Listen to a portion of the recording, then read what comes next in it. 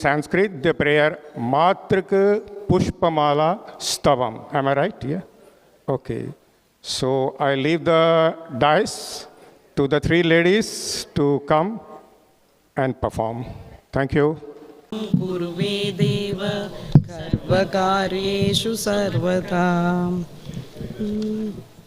कल्लोल्लोलसितामृदाप्तिलहरी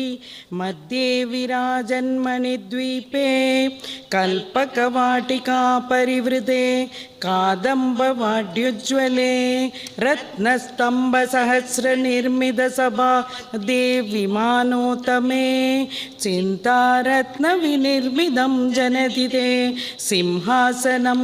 भावये एणाङ्कानलभानुमण्डललसत् श्रीचक्रमध्ये स्थितां बालार्कत्युदिपासुरां कलदलै पाशाङ्कुशौ विप्रदीं शावम्बाणमभिप्रसन्नवदनां कौसुम्बवस्त्रान्विदां तां त्वां चन्द्रकलावदं समगुणां चारुस्मितां भावये ईशानादिपदं शिवैकपलकं रत्नासनं ते शुभं वाद्यं कुङ्कुमचन्दनादिपरिदैः अर्घ्यं सरत्नाक्षतैः शुक्तैरासमनीयगं तव जलैर्भक्त्या मया कल्पितं कारुण्यामृतवारिधे तदखिलं सन्तुष्टये कल्पतां लक्ष्ये योगिजनस्य रक्षितजगत्काले विशाले क्षणे प्रालेयाम्बुपडीरकुङ्कुमलसत् कर्पूरमिश्रोदगैः कोक्षीरैरभिनालिकेरसलिलैः शुक्तोदरैर्मद्रिदैः स्नानं देवि धियामहे तदखिलं सन्तुष्टये कल्पतां ह्रीङ्गाराङ्गितमन्त्रलक्षिततनो हेमाचलात्सज्जितैः रत्नैरुज्ज्वलमुत्तरीयसहितं कौसुम्बवर्णां सुगं मुक्तासन्दधि यज्ञसूत्रममलं सौवर्णतन्दूद्भवं तत्तं देवि धियामहे तदखिलं सन्तुष्टये कल्पतां हंसैरप्यधियोभिनीयकमने हारावलीमुज्ज्वलां हिन्दोलत्वधीरपूरितधरे हेमाङ्गदे कङ्कणे मञ्जीरौ मणिकुण्डले मकुडमप्यर्थेन्दुचूडामणिं नासामौस्तिकमङ्गुलीयकडगौ काञ्जीमभि स्वीकुरु सर्वानङ्गे सनसारकुङ्कुमगन श्रीकन्धपङ्काङ्कितं कस्तूरी किल कञ्जपालपलगे गोरोजनाभद्रगं गण्डादर्शनमण्डले नयनयोर्दिव्याञ्जनं तेजिदं गण्डाब्जे मृगनाभिपङ्गममलं त्वत्प्रीतये कल्पतां कल्लारोत्पलमल्लिकामरुवगै सौवर्णभङ्गेरुहै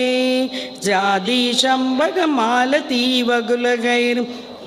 अनकुन्दादिभिः केतक्याकरवीरकैर्बहुविधै क्लुप्तास्रजोमालिका सङ्कल्पेन समर्पयामि वरदे सन्तुष्टये गृह्यतां हन्दारं मदनस्य नन्दयसि रङ्गैरनत्वोज्ज्वलै यैर्भृङ्गावलिनीलकुन्दलभरैर्भत्नासितस्याशयं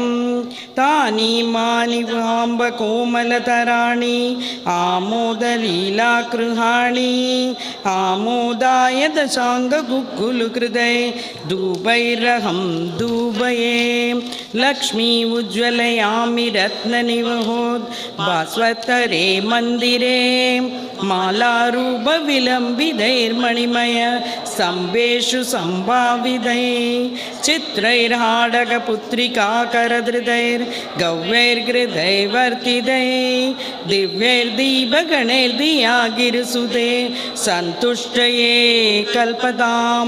ह्रीङ्कारेश्वरि दप्तहाडगकृते स्थालीसहस्रैर्वृतं दिव्यानं कृतशुभशाकपरिदं चित्रानभेदं तदा दुग्धानं मधुचक्करागृतयुधं माणिक्यपात्रे स्थितं माशापूपसहस्ररम्भसबलं नैवेद्यमावेदये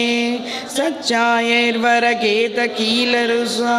ताम्बूलवल्लीदलै भूगैर्भूणिगुणैः सुगन्धिमधुरै कर्पूरकड्डोज्ज्वलै मुक्ताचूर्णविराजितैर्बहुविधैर्वक्त्राम्बुजामोदितै पूर्णारत्नकलाशिका तव मुदे न्यस्ता पुरस्तादु मे कन्याभिः कमनीयकान्तिभिः अलङ्कारामलारात्रिका पात्रे मौस्तिकचित्रपङ्क्तिविलसत् कर्पूरदीपालिभिः तत्तत्तालमृदङ्गगीतसहितं नृत्यत्पदाम्बोरुहं मन्त्राराधनपूर्वकं सुनिहितं नीराजनं गृह्यतां लक्ष्मीर्मौस्तिकलक्षकल्पितसिद्धत् छत्रं तु दत्ते रसात् इन्द्राणि चरदिच्च सामरवरे दत्ते स्वयं भारती वीणामेण विलोचना सुमनसां नृत्यन्ति तत्रागवत् भावैराङ्गिक सात्विकै स्फुटरसं मादस्तदा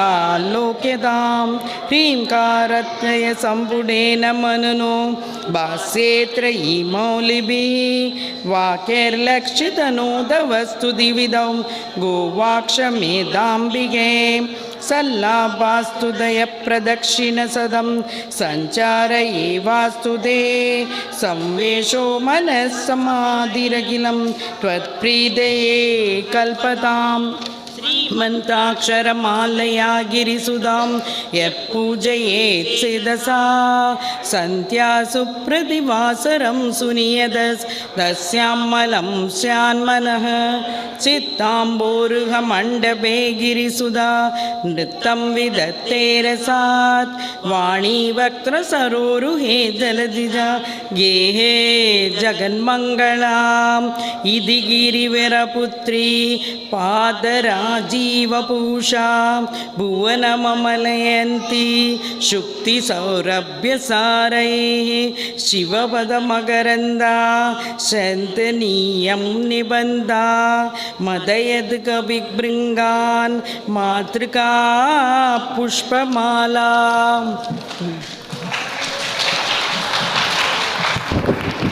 Big round of applause.